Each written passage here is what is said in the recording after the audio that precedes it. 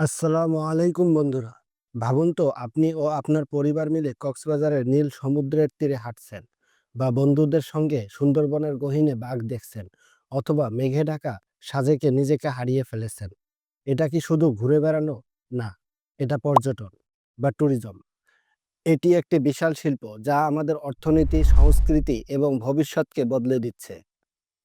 আজকের ভিডিওতে আমরা জানব পর্যটন আসলে কি, কেন এটি বাংলাদেশের জন্য এত গুরুত্বপূর্ণ, পর্যটনের বিভিন্ন ধরন এবং একটি সফল ভ্রমণের জন্য কি কি লাগে, আর কারা কারা এর পেছনে কাজ করে। চলুন শুরু করি। পর্যটন বা ট্যুরিজম মানে কি? বিশ্ব পর্যটন সংস্থা United Nation World Tourism Organisation এর সংজ্ঞা বলছে, নিজের স্বাভাবিক পরিবেশের বাইরে গিয়ে এক বছরের কম সময়ের জন্য বিনোদন, ব্যবসা বা অন্য কোনো কাজে ভ্রমণ করা। এর মানে আপনি হয়তো সেন্ট মার্টিনে সূর্যোদয় দেখতে গেলেন বা ব্যবসার কাজে ঢাকাতে এলেন, দুটোই কিন্তু পর্যটন। এই ভিডিওতে আমরা এটাই বোঝার চেষ্টা করব, পর্যটন শুধু ঘুরে বেড়ানো নয়, এটি একটি পুরো শিল্প। ভাবুন, আপনি যখন আপনার বন্ধুদের সঙ্গে সুন্দরবন ভ্রমণে যান, আপনার পেছনে কারা কাজ করে?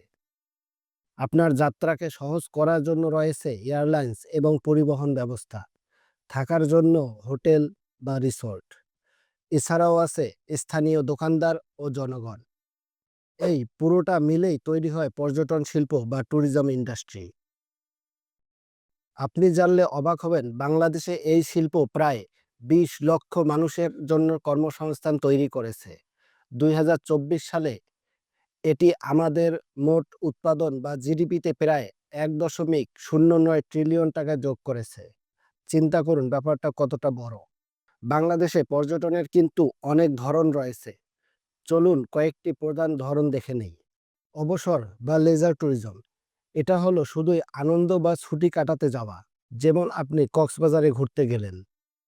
সাংস্কৃতিক বা কালচারাল ট্যুরিজম, যারা বাংলাদেশের সমৃদ্ধ সংস্কৃতি বা ইতিহাস দেখতে ভালোবাসেন তাদের জন্য রয়েছে ষাট গম্বুজ মসজিদ বা পাহাড়পুরের মতো স্থান। পরিবেশ বান্ধব বা ইকো ট্যুরিজম, যারা প্রকৃতিপ্রেমী তাদের জন্য সুন্দরবন বা সিলেটের ঝর্ণা হতে পারে সেরা গন্তব্য। অ্যাডভেঞ্চার ট্যুরিজম, পাহাড় চড়া বা ট্রেকিং এর জন্য বান্দরবান হলো আদর্শ স্থান। ধর্মীয় বা রিলিজিয়াস ট্যুরিজম, বিভিন্ন ধর্মীয় স্থানে ভ্রমণ, যেমন ইজতেমা বা লালন শাহ মাজার। এছাড়াও রয়েছে বিজনেস ট্যুরিজম, কনফারেন্স মিটিং এর জন্য ভ্রমণ। Medical tourism, sports tourism. বন্ধুরা, এই সব ধরনের পর্যটন বাংলাদেশকে পর্যটকদের জন্য অনন্য করে তোলে। আপনার কোনটা সবচেয়ে প্রিয়, কমেন্ট করে জানাতে ভুলবেন না। একটা ট্রিপ যদি মনে রাখার মতো হয় তাহলে কি কি লাগে? পরিবহন ব্যবস্থা, আবাসন, খাবার ও পানীয়, নিরাপত্তা ও পরিচ্ছন্ন পরিবেশ। যদি এই দিকগুলো ঠিক না থাকে তাহলে পর্যটকরা আকৃষ্ট হবে না। বাংলাদেশে আমরা এগুলো উন্নত করার চেষ্টা করছি, তবে কিছু চ্যালেঞ্জ আছে যা আমার পরের ভিডিওতে আলোচনা করব। পর্যটন একা চলে না, এর পেছনে একটি বিশাল টিম কাজ করে। যেমন সরকার, বাংলাদেশ পর্যটন কর্পোরেশন, ট্রাভেল এজেন্সি যারা ট্যুর প্যাকেজ তৈরি করে, স্থানীয় কমিউনিটি, সুন্দরবনের বোটম্যান বা সিলেটের হ্যান্ডিক্রাফট বিক্রেতা, হোটেল বা রেস্টুরেন্ট থাকা খাওয়ার ব্যবস্থা করে দেয়, সোশ্যাল মিডিয়া ইনফ্লুয়েন্সার ও ইউটিউবার যারা দেশের সৌন্দর্যকে সারা বিশ্বের কাছে তুলে ধরছে। এই টিমওয়ার্কের কারণে একজন পর্যটকের অভিজ্ঞতা স্মরণীয় হয়। পর্যটন বাংলাদেশের জন্য কেন এত গুরুত্বপূর্ণ? অর্থনীতি, ২০২৪-এর জিডিপিতে প্রায় ১.০৯ ট্রিলিয়ন টাকা যোগ করেছে।